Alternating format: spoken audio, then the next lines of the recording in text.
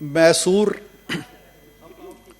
जो अब कर्नाटक बन चुका है और टीपू सुल्तान का बंगलौर जो आज मंडियाना कहलाता है, ये इत्तफाक की बात है कि इस बच्ची मुस्कान का ताल्लुक़ उसी मैसूर से है और उसी बेंगलौर से जो आज मंडियाना है उससे है। इस बच्ची ने जिस इस्तकामत का, जिस जुर्रत का, जिस बहादरी का, जिस दलेरी का मुज़ाहरा किया, उसको खिराज तहसीन पेश करना हम सब पे लाजिम है। और इसका ताल्लुक़ किसी मज़हब से नहीं है, किसी मसलक से नहीं है। इसका ताल्लुक़ एक निहत्ती बच्ची का ऐसे लोगों के सामने डट जाना जो अखलाक बाख्ता एक गिरोह था, हम उस मर्दानगी को और उसके हौसले को और उसकी जुर्रत को खिराज अकीदत पेश करते हैं। जनाब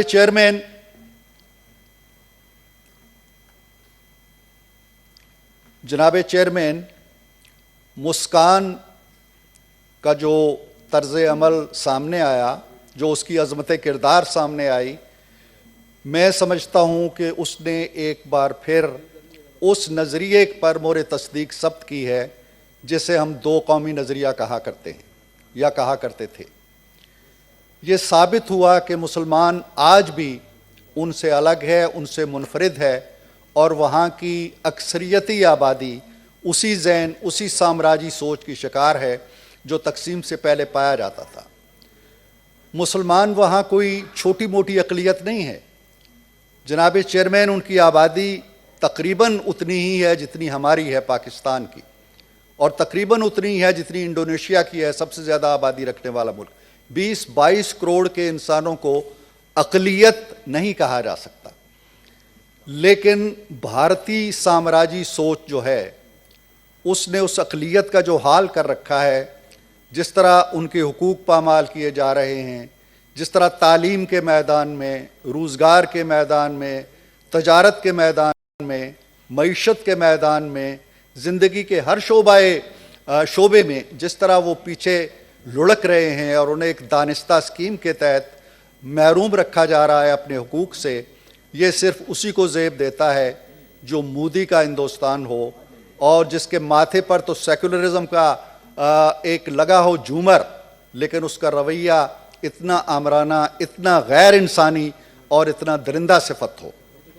सो मुस्कान को सलाम कि उसने उस दो कौमी नज़रिए की लाज रखी जिसका सिलसिला शाह वलीउल्लाह से लेके सर सैयद अहमद ख़ान तक और सर सैयद अहमद ख़ान से लेके अल्लामा इकबाल तक और कायद आज़म तक एक लड़ी में पिरोया हुआ है।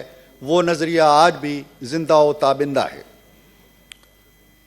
जनाब चेयरमैन, अभी बहुत सी बातें हुई। मैं सेनेटर रोबीना से इत्तफाक करता हूँ कि इन मामलात में एक तरफ तो जज्बात होते हैं, एहसासात होते हैं, महसूसात होते हैं, आरज़ुएँ होती हैं, तमन्नाएँ होती हैं, दुआएँ होती हैं, लेकिन तमन्नाओं और आरज़ुओं और तमन्नाओं या दुआओं से फूल खिलना आज इस दौर, इस मौसम में ख़त्म हो गया है।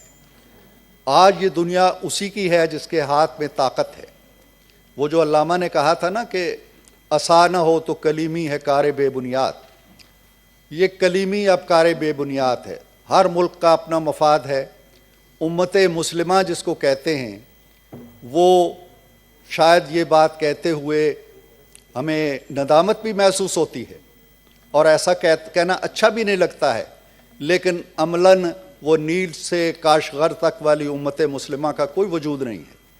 हर मुल्क का अपना मफाद है, हर मुल्क के अपने मसाइल हैं, हर मुल्क की अपनी दोस्तियां हैं। हत्ता कि यहाँ हम कश्मीर के मामले में उनको इकट्ठा नहीं कर सकते, हम फाटिफ के मामले में उनको इकट्ठा नहीं कर सकते, हम अपने मफादात के लिए उनको इकट्ठा नहीं कर सकते। भारत की बहुत बड़ी मार्केट उनके लिए इन जज्बात से, एहसासात से, तारीख़ से, सकाफ़त से, मज़हब से बहुत ज़्यादा अहमियत रखती। ये है वो हकीकत जिसको हमें तस्लीम कर लेना चाहिए। और हमें इस हकीकत को तस्लीम करते हुए वो जो अल्लामा ने कहा था कि जिसके अल्लामा ने कहा था कि हो सदाकत के लिए جس دل میں مرنے کی تڑپ پہلے اپنے پیکرے خاکی میں جان پیدا کرے۔ ہمارے پیکرے خاکی میں کوئی جان نہیں ہے، ہم تو روٹی مانگ کے کھاتے ہیں، ہم تو ملک مانگ کر چلاتے ہیں، ہماری تو معیشت مانگے تانگے سے چل رہی ہے، اور تو اب اس جولی میں بھی اتنے چھید ہو چکے ہیں کہ باہر جاتے ہوئے بھی ہمیں شرم آتی ہے۔ ہم کیا امت مسلمہ کو کہیں گے؟ ہم کیا بھارت کو دھمکی دیں گے؟ ہم کیا کسی ایک کو کہیں گے جی کہ ہمارا ساتھ دو؟ ہم جب 20 ارب ڈالر تک جناب چیئرمین جاتے ہیں ہمارے ذخائر، تو ہم کہتے ہیں کہ ہم نے دنیا کا بہت بڑا مارکا مار لیا۔ اور کل میں اخبار میں پڑھ رہا تھا، جس ملک کی ہم بات کر رہے ہیں، جو ہمارے ساتھ آزاد ہوا، 662 ارب ڈالر تک اس کے ذخائر چلے گئے ہیں۔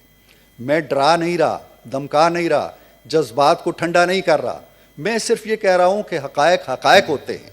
مسکان کی حمایت میں ہم یہاں تقریریں کر سکتے ہیں، بہت خوبصورت سی قرارداد بھی بنا سکتے ہیں، اسے پاس بھی کر سکتے ہیں، ہمارے میڈیا اسے ہائی لائٹ کر سکتا ہے، کل بڑی بڑی سرخیاں لگ سکتی ہیں۔ اس سے کیا معروضی تبدیلی آئے گی؟ اس سے کیا دنیا کی صحت پہ اثر پڑے گا؟ ہم آج تک کشمیر کو تو ہم نے ایک طرف رکھ دیا، فلسطین کا نعرہ آج تک ہم لگا رہے ہیں، اپنے سینے سے لگائے بیٹھے ہیں، اور بجا طور پر لگائے بیٹھے ہیں، اس لیے کہ فلسطینی اپنے حق کے لیے لڑ رہے ہیں۔ لیکن جن عربوں کے لیے ہم نے فلسطین کے کاز کو اپنے سینے سے لگایا تھا، کیا وہ عرب آج بھی فلسطین کو اسی آنکھ سے دیکھ رہے ہیں؟ اسرائیل کو اسی آنکھ سے دیکھ رہے ہیں؟ یہ زمینی حقیقتیں ہیں جو ہمیں پیش نظر رکھنی چاہیے۔ اور اس کے بعد سب سے بڑی بات یہ ہے کہ ہمیں اس طرح کے واقعات پر انگلی اٹھانے سے پہلے، اور دوسرے کے گریبان پر ہاتھ ڈالنے سے پہلے، اور دوسرے کو تہمت دینے سے پہلے، اور دشنام دینے سے پہلے، اور الزام لگانے سے پہلے،